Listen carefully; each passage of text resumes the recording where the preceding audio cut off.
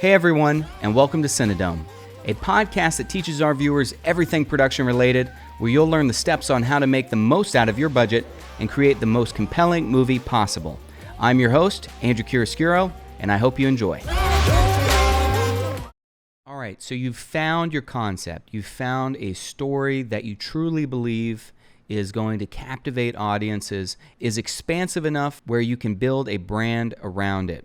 So you're off to a great start. If you haven't tuned in to our last chapter, please go watch that. So what I'd like to discuss next is what industry professionals call the waterfall. And the reason I want to discuss this with my viewers is because this is going to tremendously help you in knowing what to expect by the time your movie is finished. See, something I struggled with early on in my filmmaking process was I didn't know the right steps to take to become a successful filmmaker, creating the largest imprint or impact on viewers and also in my career. So it'd be my hope in this podcast that I can teach you everything that I learn so you can go on to make great movies and potentially lean on some assistance from myself or my team. So in the waterfall, this is a term industry professionals use to talk about the descension of profits after the movie has been sold. So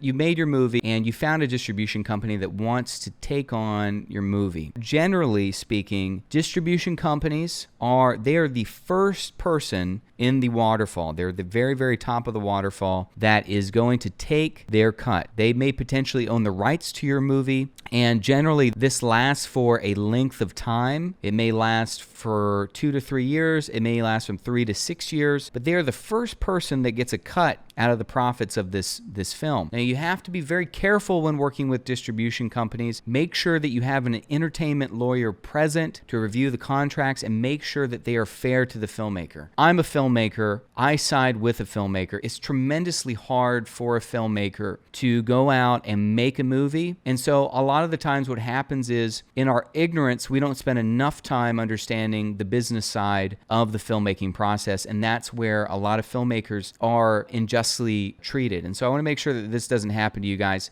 So during the waterfall process, this distribution company should be taking anywhere from 15 to 25% of whatever they're selling the picture for. Now, if a sales agent was involved, now who's a sales agent? A sales agent is the next step in the waterfall. And this is an individual that you could potentially meet at a film market or at a film festival. They maybe found your film and maybe it had premiered at Sundance or something. And a sales agent's going to get in touch with you. And what they're going to do is they act as an agent for your movie. They're going to take 15 to 20% off of whatever they sell your film for. They're going to go around to the different territories. Territories are also known as countries, right? So there may be Germany, France, North America, South America. There are a lot of territories out there. So the sales agent is going to go to these territories and they are going to negotiate a price for your film. And based off of what they make, they are going to take 15 to 20% of that. Next in line in the waterfall process is going to be paying back your investors. This is if you had an executive producer, also known as an investor, in your picture. Typically, let's use an example as $1 million movie. You have a $1 million movie, and typically what happens is the investor is going to get paid back 15 to 20% return on interest on his initial investment. So if they put $1 million in, that means that they're going to have to get paid back their $1 million plus $150,000. And then after that, it goes into generally it's a 50-50 split in equity between the investor and the production company, or also the filmmaker. Now, within that, after that has been paid back, there are sometimes deals. Actors will take a lower salary in exchange for back-end points. This generally does not happen unless it's a substantial name, such as, Leonardo DiCaprio or Tom Cruise. Now, obviously, sometimes this happens where a name actor will invest into the picture, like Ben Affleck. He'll act in a film, and he's also one of the executive producers. The investor is out of the entire process. He is the individual or entity that takes on the most risk. Therefore, he assumes the most return. So this is what industry professionals call the waterfall.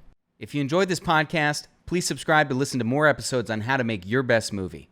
And if you have any questions, please reach out to me. I'll be happy to help. Let's keep it rolling, guys.